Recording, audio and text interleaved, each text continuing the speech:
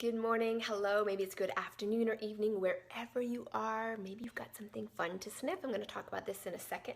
But this Facebook Live, welcome, is about the power of our receptive nature and the importance of receiving.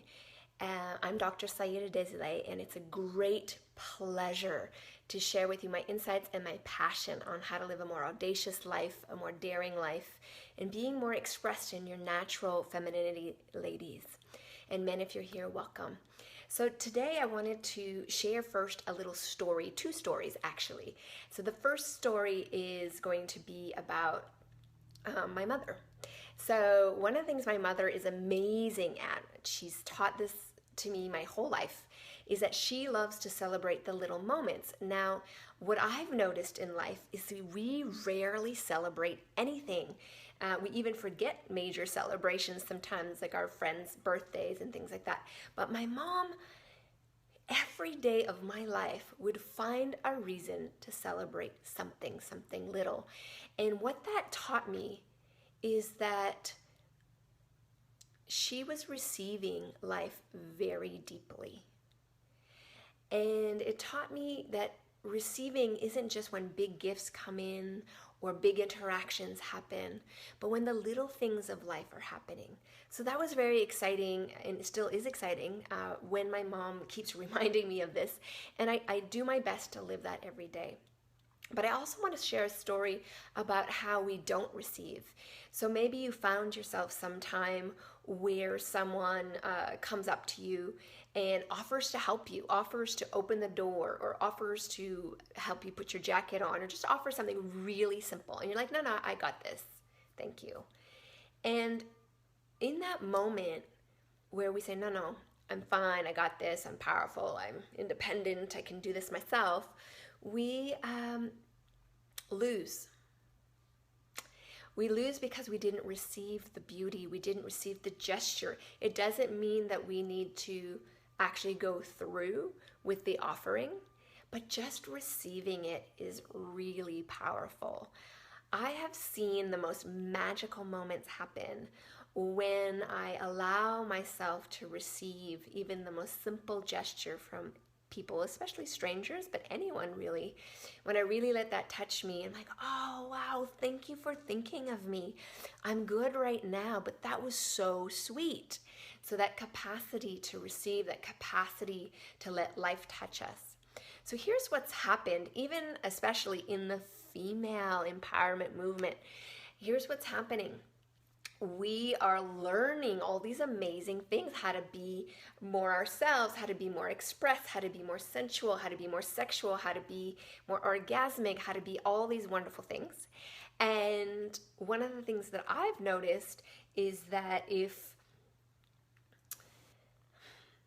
we don't actually take into consideration that we are beings, and I always talk about this when I'm teaching sexual practice, that we're not sexual doers, we're sexual beings.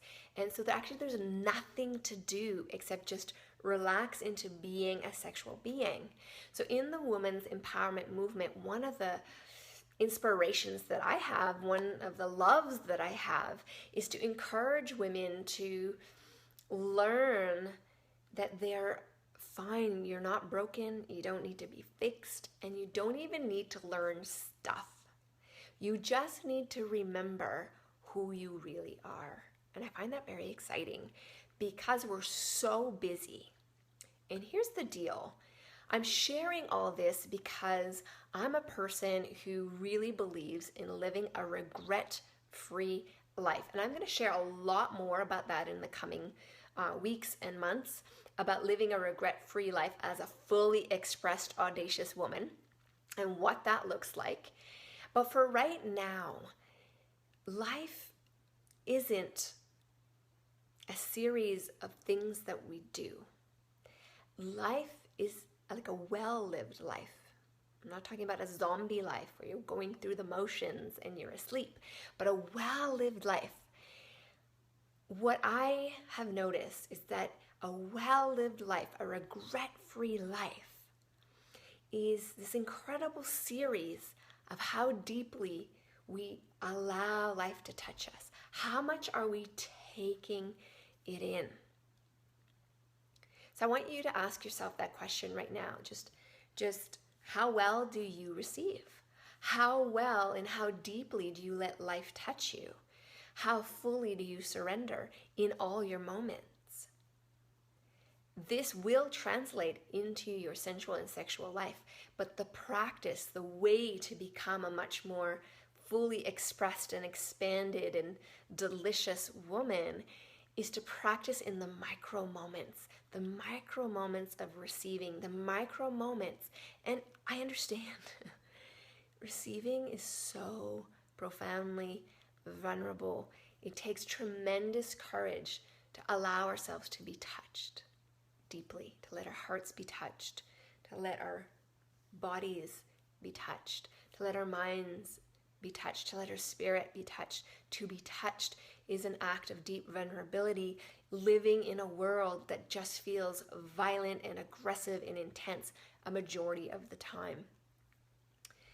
So just for a moment, I want you to feel into your own life and notice all the ways in which you've put blocks up, in which ways you're protecting yourself, in which ways you kind of keep stuff out, or you're creating very strong boundaries, but those boundaries are rigid. Because boundaries essentially are meant to be fluid boundaries. This means if you have strong boundaries and they're rigid, when something is trying to get in, it can't. And so you're undernourished. You're a sensual and life anorexic. You're not letting it in. You're depriving yourself of fulfillment right here in this moment, even in the most simple little things. So profound. And I also want to remind you that you are actually hardwired to be receptive. Our ancestors used to, the survival used to be associated with how deeply you could be receptive. Could you sense what was happening around you?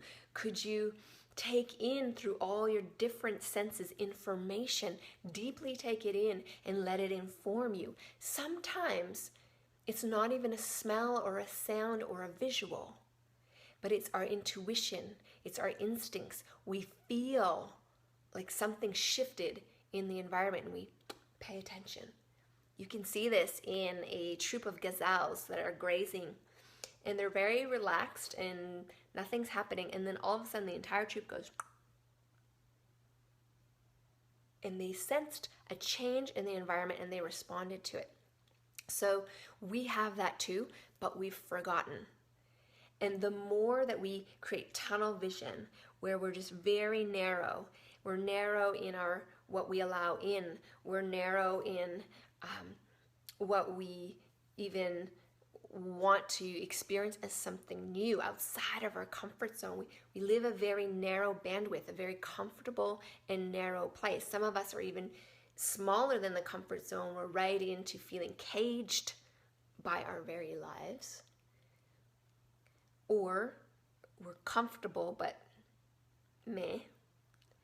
And so what is the living edge for you? Your receptive nature, your capacity to receive, that deep receptivity, that deep allowing will enable you to have a connection with life, a connection with your dreams, a connection with your most profound yearning, and being able to sense and feel incredible opportunities as you magnetize those to you by holding true to those desires, to those yearnings. So I'm going to talk more about that in the coming weeks. But for now, I'm going to close with, please leave me a comment or a question about your own receptive capacity, about your own ways in which you stop yourself maybe out of correctly good boundaries, but those boundaries are rigid. So how receptive are you? How do you stop life from coming in? And maybe what's your greatest fear around allowing yourself to soften, allowing yourself to be vulnerable? And then do me a really big favor. If you're not yet on my list where I email a lot of great stuff and I provide a lot of sometimes only experiences to my inside community, then please get on that. I'm going to put a link above the video in the description. So if you are not yet on that list, please join and do leave me a comment. And if you enjoyed this, share it with your friends. All right, I hope you have a really beautiful day. Just going to remind you for a few moments today to take a really conscious breath and allow that breath to just move through you and melt open all the places you're holding and tense. And let yourself melt a little more and let yourself receive a little more. And just practice that throughout your day. All right, everybody, leave me your comments, join the list, and we'll talk soon. I love you.